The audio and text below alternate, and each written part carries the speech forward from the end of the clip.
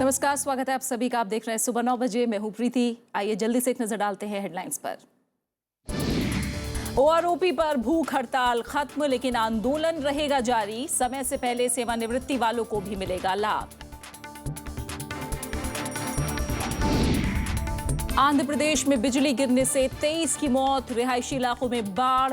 असम में तेज बारिश फिर शुरू, गुवाहाटी शिलोंग राजमार्ग बंद। छत्तीसगढ़ के बलरामपुर में 5 नक्सली गिरफ्तार। बिहार और ओडिशा में भी धरपकड़, 8 ने किया आत्मसमर्पण।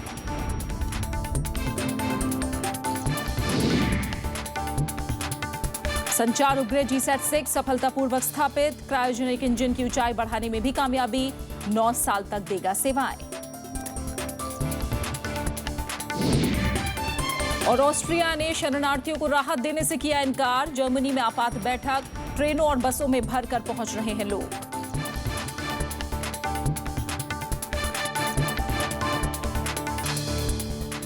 बुलेटिन की शुरुआत करते हैं वन रैंक वन पेंशन की खबर के साथ। वन रैंक वन पेंशन पर पूर्व सैनिकों ने अपनी हड़ताल वापस ले ली है, लेकिन आंदोलन को जारी रखा है। प्रधानमंत्री नरेंद्र मोदी के ऐलान का पूर्व सैनिकों ने स्वागत करते हुए कहा कि वो सरकार के रवैये से संतुष्ट हैं, लेकिन कुछ मुद्दों पर असहमति बनी हुई है। चाहे वो हवालदार हो, सिपाही हो, नायक हो, अरे आप ही तो देश की रक्षा करते हो।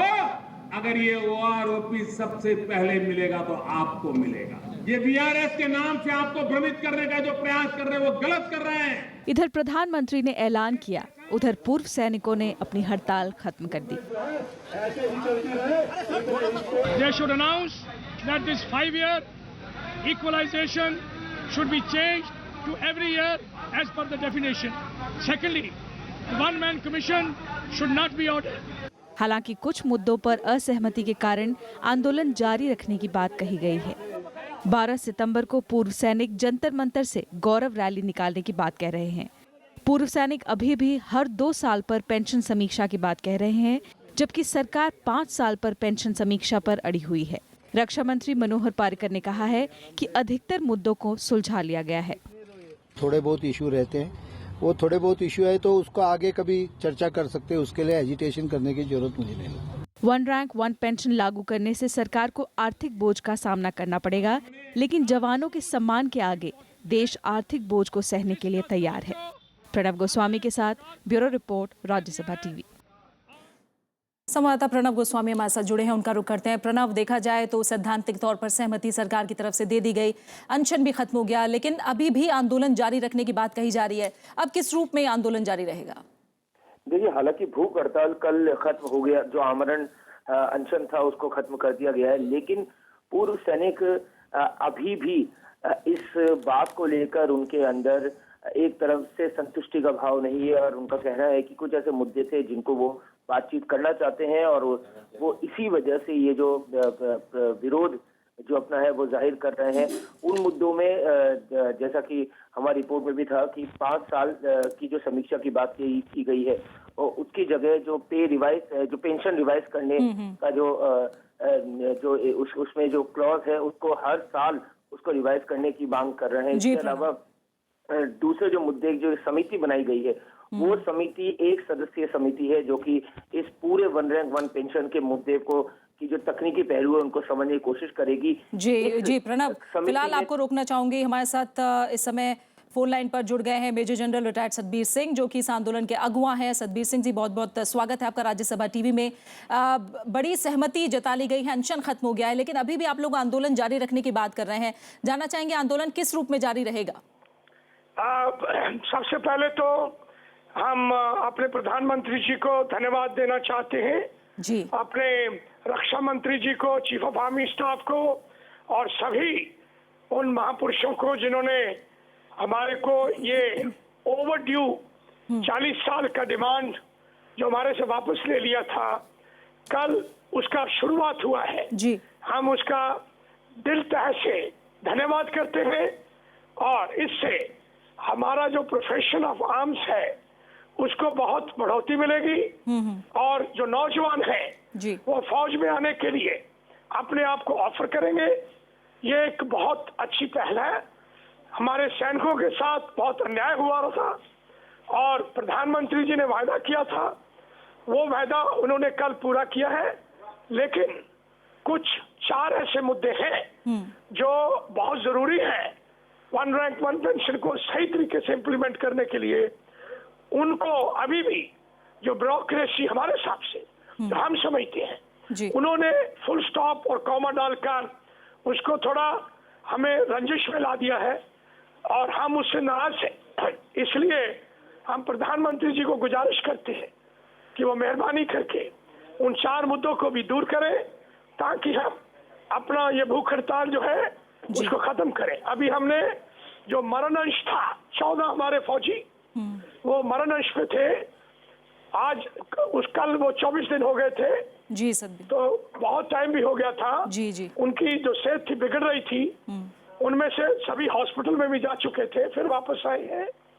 हम उन पॉइंट्स को दूर करना चाहते हैं। वो भी मरण अंश तो तोड़ दिया कल हमने जी, लेकिन रिले हंगर स्ट्राइक और बड़ी बड़ी रैलियां पूरे देश भर में हम आयोजित करेंगे। सतबीर जी बहुत बहुत शुक्रिया आपका हमसे बात करने के लिए। सतबीर सिंह अभी भी कह रहे हैं आंदोलन जारी रहेगा, बड़ी रैलियां देश भर में की जाएंगी। 4 ऐसे अहम मुद्दे हैं जिन पर वो चाहते हैं कि उनकी मांगे मानी जाए, लेकिन रक्षा मंत्री ने भी कहा कि समय के साथ जो और मुद्दे उन्हें सुलझा लिया जाएगा। साथ ही ये बात भी उन्होंने साफ तौर पर कही है कि कभी किसी ने 100% किसी की मांगे या किसी को पूरी तरह से संतुष्ट होते देखा गया है, इसका मतलब भी देखा जाएगा किस तरह से पूर्व सैनिक निकालते हैं। आइए आगे बढ़ते हैं। वन रैंक वन पेंशन पर कांग्रेस और बीजेपी के बीच बयानबाजी तीखी होती जा रही है। प्रधानमंत्री नरेंद्र मोदी ने कल आरोप लगाया कि यूपीए सरकार के लिए ओआरओपी महज 500 करोड़ रुपए का था। कांग्रेस ने पलटवार करते हुए एनडीए सरकार पर राजनीति करने का आरोप लगाया। प्रधानमंत्री नरेंद्र मोदी ने फरीदाबाद की रैली में कहा कि पिछले 42 साल से वन रैंक वन पेंशन का मामला अटका हुआ था। उन्होंने आरोप लगाया कि इस मुद्दे पर पूर्व सैनिकों को बरगलाने की कोशिश हो रही है। हमने वादा किया और हम वादा निभा रहे। आपको मालूम है पहले वाली सरकार के लिए ओआरओपी क्या था?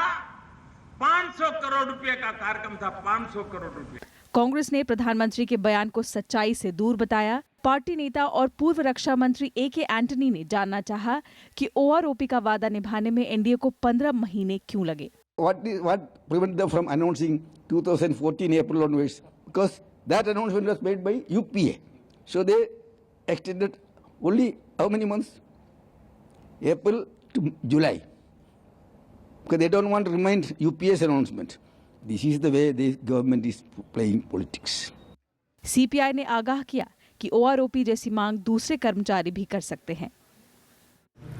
How the ex-servicemen are going to be satisfied, we'll have to wait and see. And what will be the implications of this scheme on other sections of working people? उधर एनडीए के घटक दल PMK ने one rank one pension की कमियों को तुरंत दूर करने की मांग की। पार्टी ने पूर्व सैनिकों की सभी मांग पूरी नहीं होने पर निराशा जताई। Bureau report, Rajya Sabha TV.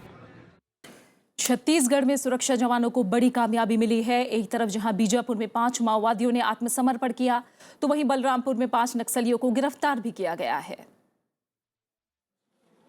Chhattisgarh के बीजापुर में 5 माओवादियों ने आत्मसमर्पण किया। इसमें महिला माओवादी भी शामिल है। पुलिस के अनुसार सरकार के पुनर्वास योजना की वजह से माओवादियों ने आत्मसमर्पण किया है। आज छत्तीसगढ़ सरकार का पुनर्वास एवं रिहैबिलिटेशन नीति से प्रेरित होकर 5 सदस्य माओवादियों का हम लोग यहाँ सरेंडर किए हैं। वहीं छत्तीसगढ़ के बलरामपुर में पुलिस से मुठभेड़ के बाद 5 नक्सलियों को गिरफ्तार किया गया है। इनके पास से हथियार भी बरामद किए गए हैं। पुलिस को इनसे पूछताछ के दौरान कई अहम जानकारियां भी मिली। बिहार के अरवल जिले में भी 3 माओवादियों को गिरफ्तार किया गया है। कल ओडिशा के मलकानगिरी में भी 3 नक्सलियों ने आत्मसमर्पण किया था। नक्सल प्रभावित इलाकों पर जिस तरह से सरकार ने नकेल कसी है, उससे तो यही लग रहा है कि आने वाले दिनों में उन राज्यों को काफी राहत मिलने वाली है जो पिछले कई साल से इससे परेशान हैं। Bureau report, Rajya Sabha TV. Pakistan ने आज फिर जम्मू कश्मीर के पुंछ में फायरिंग की है। पाकिस्तानी जवानों ने शौजिया इलाके में भारी हथियारों से भारतीय चौकियों और गांव को निशाना बनाया। सुरक्षा बलों ने भी इसका माकूल जवाब दिया। पाकिस्तान की तरफ से कल भी पुंछ के मंडी इलाके में फायरिंग की गई थी। फायरिंग करीब आधे घंटे तक चली थी। सितंबर में अब तक 7 बार संघर्ष विराम का उल्लंघन हो चुका है और ये फायरिंग तब हो रही है जब 9 सितंबर से दोनों देशों के सुरक्षा बलों के महानिदेशक दिल्ली में मिलने वाले हैं। भारत इस बैठक में संघर्ष विराम और सीमा पार से आतंकवाद का मसला उठाएगा। बिहार में जैसे जैसे चुनाव नजदीक आ रहे हैं, चुनावी सरगर्मियां तेज होती जा रही हैं। पार्टियां एक दूसरे पर आरोप प्रत्यारोप लगा रही हैं। वहीं सीएम उम्मीदवार को लेकर एनडीए में रस्साकशी तेज हो गई है। बिहार में आधिकारिक तौर पर चुनाव की तारीखों का ऐलान तो अभी नहीं हुआ है, लेकिन चुनावी पारा तेजी से बढ़ रहा है। पार्टियां एक दूसरे की कमियों को लेकर जनता को लुभाने में जुटी हुई हैं। The Mahagठबंधन of Nitish Kumar and Lalu Prasad is a sinking ship and the captain has deserted it. Bihar में महागठबंधन का सीएम उम्मीदवार तो जनता के सामने है, लेकिन इस गठबंधन को टक्कर दे रही एनडीए ने अब तक अपना उम्मीदवार घोषित नहीं किया है। एनडीए में अब तक सीट बंटवारे को लेकर भी कोई फैसला नहीं हो पाया है।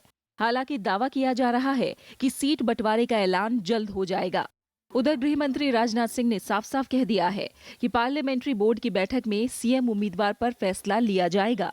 खैर, चुनावी माहौल में ऐलान और फैसलों का दौर तो चलता रहता है, लेकिन बाजीगर कौन होगा इसका फैसला तो जनता ही करेगी। Bureau report, Rajya Sabha TV. प्रधानमंत्री नरेंद्र मोदी ने कहा है कि ढांचागत परियोजनाओं में निवेश विकास के लिए जरूरी है। रविवार को फरीदाबाद में मेट्रो का उद्घाटन करने के बाद प्रधानमंत्री ने ये बात कही। फरीदाबाद मेट्रो का अगले साल तक बल्लभगढ़ का विस्तार होगा। इस लाइन पर सौर ऊर्जा से लगभग 2 मेगावाट बिजली का उत्पादन किया जा रहा है। प्रधानमंत्री नरेंद्र मोदी ने रविवार को फरीदाबाद में मेट्रो सेवा का उद्घाटन किया। उन्होंने कहा कि विकास के लिए संवाद जरूरी है और इसके लिए केंद्र और राज्य सरकारों को मिलकर कोशिश करनी होगी। देश विवादों से नहीं बढ़ता है, देश संवाद से बढ़ता है। हमारी समस्याओं का समाधान अगर उसका कोई एक उपाय है, अगर उसकी कोई एक जड़ी बूटी है, तो जड़ी बूटी का नाम विकास है, विकास। प्रधानमंत्री ने कहा कि फरीदाबाद में मेट्रो आने से यहां पर्यटन बढ़ेगा। उन्होंने मेट्रो को विकास का पहिया बताया। मेट्रो सिर्फ आने जाने का कारोबार ऐसा नहीं है। अब मेट्रो सिर्फ पहले बस में जाना पड़ता था, कार लेके जाना पड़ता था, ट्रैफिक जाम हो जाता था, अब जल्दी पहुंचा जाता था। इतना ही नहीं है, इनसे पूरी इकोनॉमी ड्राइव होती है, पूरे आर्थिक जीवन को एक गति मिलती है। बदरपुर से फरीदाबाद के बीच ये लाइन 14 किलोमीटर लंबी है। इस रूट पर 9 स्टेशन है। इस पर करीब 2500 करोड़ रुपए का खर्च आया है। इस रूट का तकरीबन 2 लाख यात्रियों को फायदा मिलेगा। 2017 तक मेट्रो बल्लभगढ़ भी पहुंच जाएगी। Bureau report, Rajya Sabha TV. केंद्रीय मंत्री राज्यवर्धन सिंह राठौड़ ने पाकिस्तान पर निशाना साधते हुए कहा है कि दाऊद इब्राहिम और लश्कर ए तैयबा के चीफ हाफिज सईद जैसे भारत के दुश्मनों को ये नहीं सोचना चाहिए कि भारत उनके बारे में सोच नहीं रहा है। भारत हर समय दुश्मनों का सफाया करने के लिए तैयार रहता है। राज्यवर्धन सिंह राठौड़ ने कहा है कि पाकिस्तान में शरण लिए भगोड़ों के खिलाफ साम, दाम, दंड, भेद सभी तरीकों का इस्तेमाल किया जाएगा। गोपनीय अभियान होने के सवाल पर सेना में कर्नल रहे मंत्री ने कहा कि हम ऐसा कर सकते हैं, लेकिन उससे पहले इसका प्रचार नहीं होगा। अभियान के बाद ऐसा हो सकता है या नहीं, ये हो सकता है। ये इस पर निर्भर करता है कि क्या सरकार कहती है कि ये गोपनीय अभियान है या फिर विशेष अभियान है। उन्होंने कहा कि गोपनीय अभियान कभी पता नहीं चल सकता, लेकिन विशेष अभियान के बारे में उसके पूरा होने पर जानकारी दी जा सकती है। राज्यवर्धन सिंह राठौड़ ने कहा कि विशेष अभियान उसके हो जाने पर सार्वजनिक किया जाता है। ये सरकार पर निर्भर करता है कि ये कब किया जाए और कौन जानता है कि अभी हो रहा है या नहीं हो रहा है।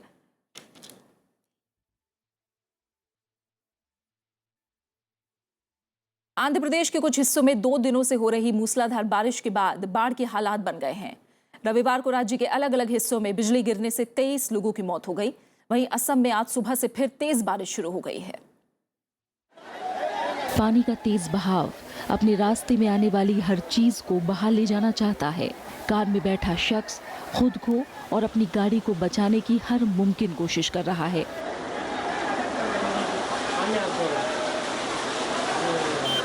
रविवार को हैदराबाद के कई गली मोहल्लों में कमोबेश यही हालात थे।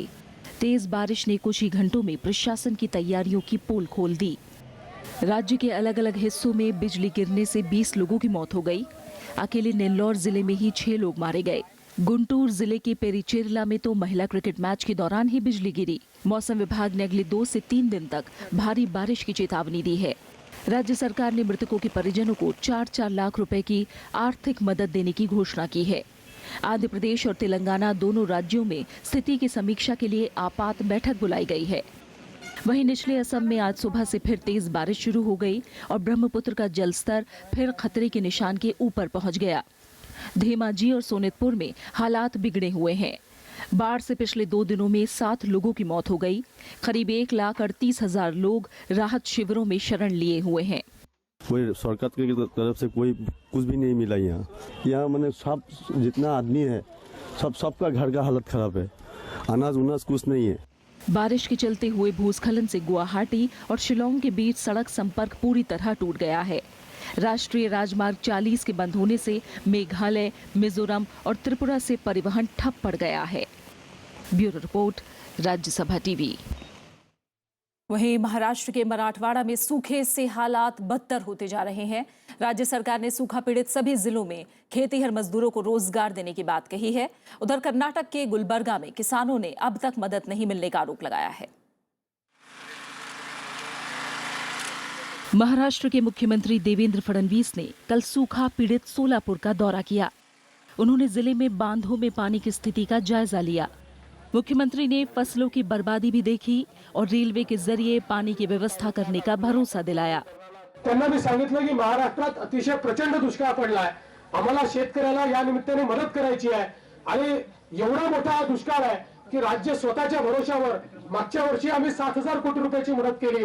याही वर्षी आता तीच परिस्थिती येते आहे, त्यामुळे राज्याला आपण मदत करा आणि त्या ठिकाणी राजनाथ सिंह साहेबांनी सांगितलं की राज्याला पूर्णपणे आम्ही मदत करू। कर्नाटक के 135 तालुके में सूखे का कहर है। गुलबर्गा जैसे इलाकों में तो बारिश की कमी 60% तक पहुंच गई है। राज्य में सूखे से 12,000 करोड़ रुपए की फसलों को नुकसान हो चुका है। किसानों को उम्मीद है कि केंद्र और राज्य सरकार जल्द ही मदद करेंगी। We've had 60% deficient rainfall. As a result, more than 50% of the area has not been sown by the farmers. The area which has been sown, the crops have started withering, and there has been there are a lot of reports of drinking water shortage. राज्य सरकार और केंद्र सरकार उनको भी पता है यहाँ पे बारिश नहीं आया, पानी नहीं है, हम जो खेती बाड़ी में जो काम करते थे वो काम भी नहीं है, हम खुले बैठे हैं, इसलिए सरकार कुछ न कुछ करके हमारे को थोड़ा सहायता करे। देश के 40% इलाकों में इस बार कम बारिश हुई है। मौसम विभाग के मुताबिक पूरे देश में बारिश की कमी बढ़कर 12% हो गई है। उत्तरी कर्नाटक और मराठवाड़ा में 40 साल का सबसे भयंकर सूखा पड़ा है। Bureau report, Rajya Sabha TV. रोजमर्रा के सरकारी कामों में अंतरिक्ष तकनीक का इस्तेमाल बढ़ाने पर दिल्ली में एक सम्मेलन हो रहा है। प्रधानमंत्री नरेंद्र मोदी सम्मेलन को संबोधित करेंगे। इसमें वैज्ञानिकों के अलावा मंत्रालयों और राज्य सरकारों के वरिष्ठ अधिकारी शामिल होंगे। सम्मेलन में अनुसंधान में सहयोग, प्रभावी कामकाज के लिए अंतरिक्ष तकनीक के इस्तेमाल और अंतरिक्ष और जमीनी तकनीक में सुधारों की जरूरत पर चर्चा होगी।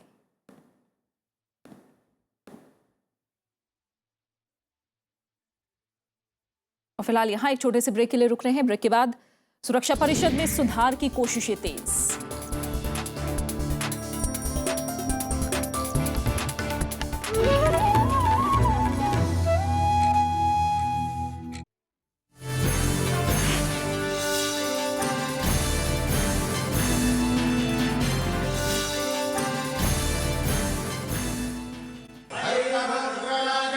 मैं काशी, गंगा के किनारे ये है मेरे अनमोल घाट।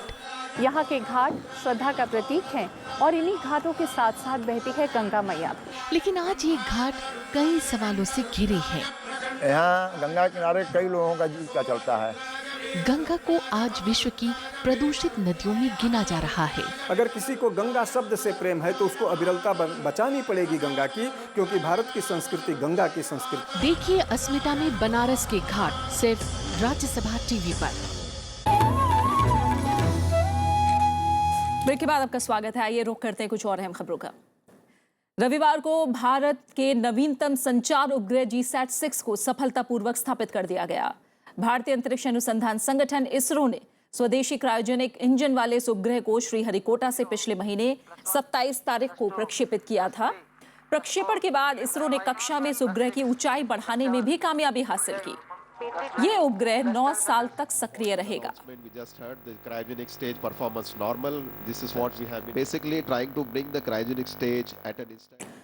हरियाणा के हिसार जिले के मिर्चपुर में हुई हिंसा की जांच करने वाले न्यायमूर्ति इकबाल सिंह आयोग ने पुलिस पर मूक दर्शक बने रहने और भयानक घटना को रोकने के लिए समय पर कार्रवाई करने में नाकाम रहने का आरोप लगाया है। भीड़ ने 21 अप्रैल 2010 को गांव के कुछ घरों को निशाना बनाया और 70 साल के तारा चंद और उनकी शारीरिक रूप से अशक्त बेटी सुमन दोनों जिंदा जल गए। इस हमले में 52 लोग घायल भी हुए थे, कई घर क्षतिग्रस्त हुए थे। एक सदस्यीय न्यायमूर्ति इकबाल सिंह आयोग ने कहा कि पुलिस मूक दर्शक बनी रही और स्थिति पर काबू पाने में नाकाम रही। ये रिपोर्ट राज्य सरकार को करीब 1 साल पहले सौंप दी गई थी, लेकिन इसे हरियाणा विधानसभा के मौजूदा सत्र में सदन में पेश किया गया। रिपोर्ट में कहा गया है कि दलितों और प्रभावशाली जाट समुदाय के बीच कहासुनी के बाद तनाव पैदा हुआ था, लेकिन पुलिस गांव में स्थिति की गंभीरता को समझने और उचित कार्रवाई करने में नाकाम रही। जांच रिपोर्ट वहां के पीड़ितों, प्रत्यक्षदर्शियों और स्थानीय गांव वालों सहित कई लोगों के बयानों पर आधारित है। इस घटना की रिपोर्ट मीडिया में आई थी और यह मुद्दा संसद में भी उठा था। वित्त मंत्री अरुण जेटली ने कहा है कि भारत में मुद्रा की कीमत उसकी वास्तविक अर्थव्यवस्था के प्रदर्शन पर निर्भर करेगी। तुर्की की राजधानी अंकारा में उन्होंने G20 देशों के वित्त मंत्रियों के सम्मेलन में यह बात कही। वित्त मंत्री ने कहा कि भारत की स्थिति मजबूत है, विनिर्माण और सेवा क्षेत्र में तेजी से इसके संकेत मिलते हैं। अरुण जेटली ने कहा कि सरकार बाजार में उतार चढ़ाव के आधार पर फैसला नहीं करती है। वित्त मंत्री ने कहा कि बड़ी अर्थव्यवस्थाओं में मंदी भारत के लिए अवसर है और इसलिए अर्थव्यवस्था को मजबूत करने के लिए कई फैसले हो रहे हैं।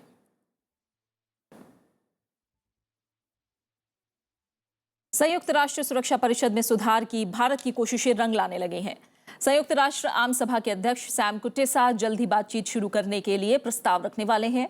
प्रस्ताव पर इस हफ्ते वोटिंग हो सकती है और इसे बातचीत के लिए स्वीकार किया जा सकता है। इसका मसौदा सदस्य देशों के बीच पहले ही रखा जा चुका है। संयुक्त राष्ट्र महासभा का 70वां सत्र 15 सितंबर से शुरू हो रहा है। भारत सुरक्षा परिषद के विस्तार के लिए समय सीमा तय करने की मांग कर रहा है। पिछले 2 दिन में हजारों शरणार्थी ऑस्ट्रिया और जर्मनी पहुंचे हैं। इन प्रवासियों को विशेष ट्रेनों और बसों से हंगरी से लाया जा रहा है।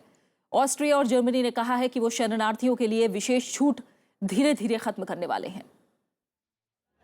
सीरिया और दूसरे देशों से ऑस्ट्रिया आ रहे शरणार्थियों की मुश्किलें बढ़ने वाली हैं। ऑस्ट्रिया ने कहा है कि वो अब और शरणार्थियों को शरण नहीं देगा। शरणार्थियों के लिए किए गए विशेष उपाय धीरे धीरे वापस ले लिए जाएंगे। हंगरी में बल प्रयोग के बाद ऑस्ट्रिया ने प्रवासियों के लिए अपनी सीमाएं खोली थीं। Because you can see these people, they need our help. That's why we are coming and pick them up and bring them to a safe country. उधर जर्मनी ने अपनी सीमाएं खोलने के बाद रविवार को आपात बैठक की। जर्मन चांसलर एंजेला मर्केल को समर्थन दे रहे कुछ दलों ने शरणार्थियों को शरण देने पर आपत्ति की है। इन दलों का कहना है कि इससे यूरोप में गलत संदेश जा रहा है। Wir können nicht als Bundesrepublik Deutschland, und darüber müssen wir heute Abend auch reden. Und das ist unser zentrales Anliegen in aller Sachlichkeit. इस बीच ब्रिटेन ने सीरिया के शरणार्थियों की मदद के लिए बजटीय प्रावधान करने का ऐलान किया है। Foreign aid budget we have, and we've increased this foreign aid budget, can provide the support in the first year for these refugees, can help the local councils with things like housing costs, and we will deploy the foreign aid budget to help with the cost of these refugees. पिछले 2 दिन में हजारों शरणार्थी Hungary से Austria और Germany पहुंचे हैं। Europe में दूसरे विश्व युद्ध के बाद इसे सबसे बड़ा शरणार्थी संकट माना जा रहा है। Bureau report, Rajya Sabha TV. और अहम खबर क्रिकेट जगत से। ऑस्ट्रेलियाई क्रिकेट टीम के ऑलराउंडर खिलाड़ी शेन वॉटसन ने टेस्ट क्रिकेट से संन्यास ले लिया है। वॉटसन एक दिवसीय और T20 क्रिकेट में खेलते रहेंगे। 4 साल से वॉटसन ने अपना आखिरी टेस्ट मैच इस साल इंग्लैंड के खिलाफ एशिया सीरीज में खेला था। वॉटसन ने ऑस्ट्रेलिया की तरफ से 59 टेस्ट मैचों में 3,731 रन बनाए और 75 विकेट लिए हैं। वॉटसन एक टेस्ट और 9 एक दिवसीय अंतर्राष्ट्रीय मैचों में कप्तानी भी कर चुके हैं।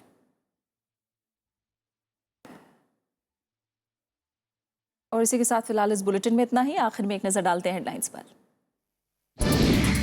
OROP पर भूख हड़ताल खत्म, लेकिन आंदोलन रहेगा जारी। समय से पहले सेवानिवृत्ति वालों को भी मिलेगा लाभ।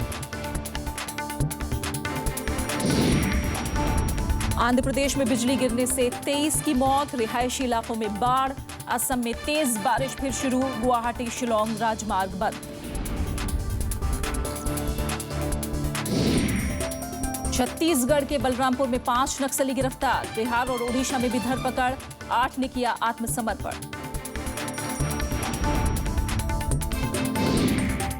संचार उपग्रह GSAT-6 सफलतापूर्वक स्थापित।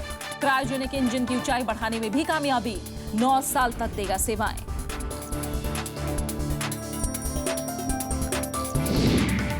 और ऑस्ट्रिया ने शरणार्थियों को राहत देने से किया इनकार। जर्मनी में आपात बैठक, ट्रेनों और बसों में भरकर पहुंच रहे हैं लोग।